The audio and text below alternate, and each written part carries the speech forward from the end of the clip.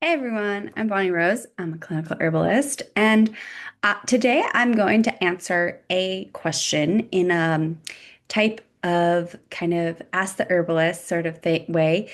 I like to answer from time to time questions that I get a lot because I really want to just increase the herbal knowledge that people have in understanding how plants can be helpful to them as medicine and how to work with them in easy ways.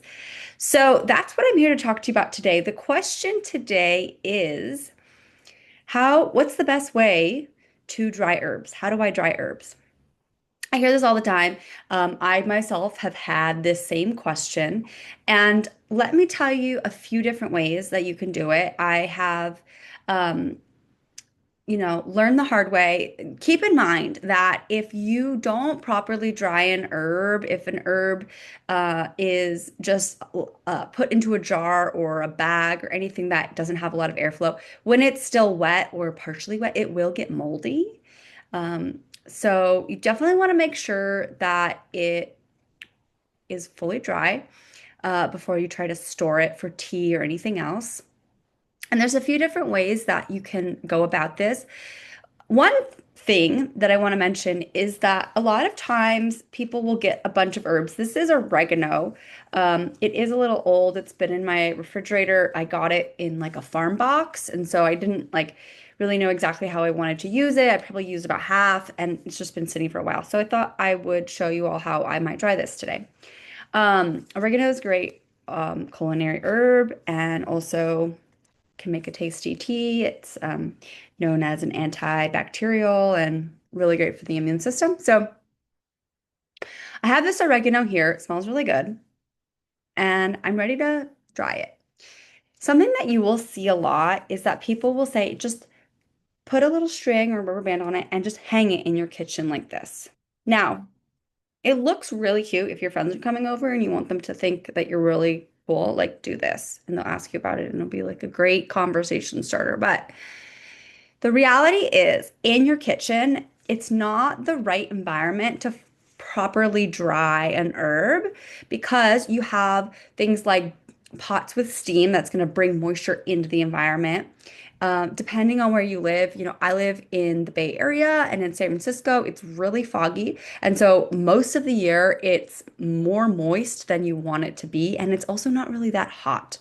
And so herbs are best dried at around 100 to 105 degrees Fahrenheit, which means that the regular room temperature isn't really going to cut it. Yes, eventually it will dry, but like I said, with the moisture of the kitchen, it's actually going to like not dry properly.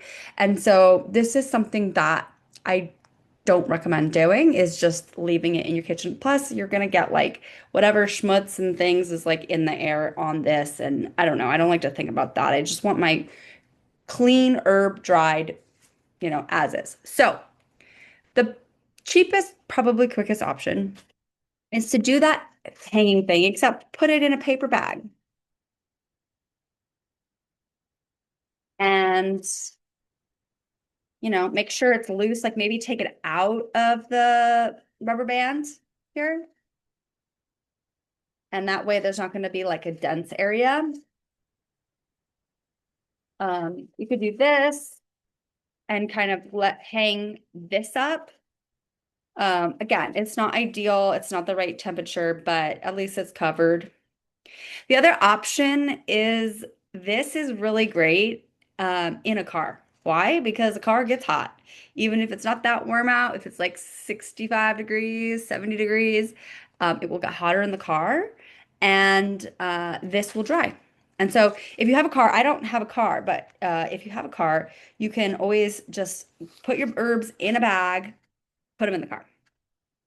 Now, the other question is, are you going to dry them like this, kind of in their whole form, or are you going to take the time and what's called garble? So taking all the parts of the plant off, like I want mostly the active part is the leaf. So that's what I have here.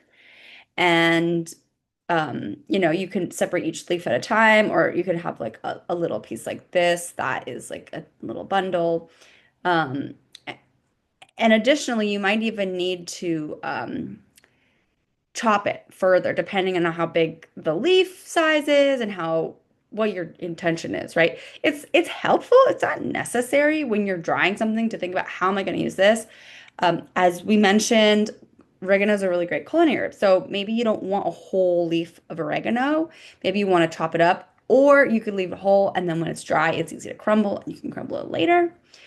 So the next option is to get a window screen or some type of screen like this and to dry your herb. You could, again, you could put it just like this on the screen hole and that's fine. And then later you could do the garbling. This it will save you time later, but will take more time to prep and like put it all into the on the screen. Um, Again, this needs to be warm. So this is actually a screen from a dehydrator, which is the third option that you have for drying herbs. It is the most expensive. Plus the hydrator, this is like, I don't know, 18 by 18 inches.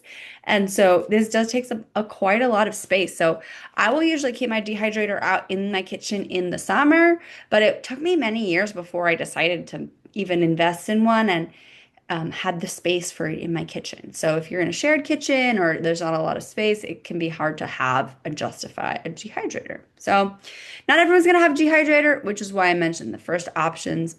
And if you do have a dehydrator, like I said, you want to dry your herbs at 105 degrees Fahrenheit. So that's usually like the lowest setting. And this will just slide in, right? So again, like this is gonna take more time later and it'll be a little bit like of a fuller tray, whereas this is like slightly more processed. Let me show you a couple other examples that I have. So this is rose hips. So you can see I had a couple different color roses and then I just laid all the petals out and that one's pretty easy. And then I'll just take this and put it in a jar and I'll have my yummy rose petal tea. Mm. When are they going to invent smell-o-vision? And then lastly, I want to show you this is tangerine peel. So this is an herb that is used in Chinese medicine. As you can see, it's all in little shreds. So I did take the time to chop it up before I put it in the dehydrator. And that way, like I said, it saves time. It's a little bit less voluminous. And then I can just put this into a jar and label it tangerine peel and the date so I know when it's from. Mm, really yummy tea.